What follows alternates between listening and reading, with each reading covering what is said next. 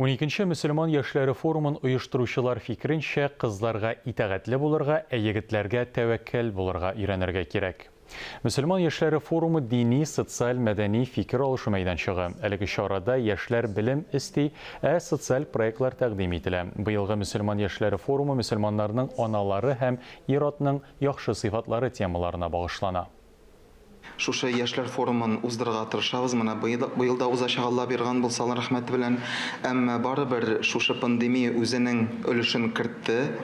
Без инде булай быел 150 кыз һәм 150 егетне тупларга җыенган идек, әмма барып чыкмый. Шушы Роспотребнадзор таләпләренә туры китереп бит инде уздырырга тырышабыз. Шуңа күрә 100дән артык җыеп булмас инде. Шуңа карамастан Алла биргән булса уздырабыз һәм инде әйтәсем килә. Башка еллардан айырмалы буларак бит инде быел да шушы менә 2нче елмы була бит инде безнең егетләребез дә һәм кызларыбыз да аерым булачак. Егетләребез өчен Болгарда инде, кызларыбыз өчен шушы менә Казан кырыенда булачак, узачак Алла биргән булса. Безнең бик актив районнар Түбән Кама, Чаллылар, Мөслим, мәсәлән, Казан егетләребез, төрле коворкинглар ачкан егетләребез бар безнең бүгенге көндә.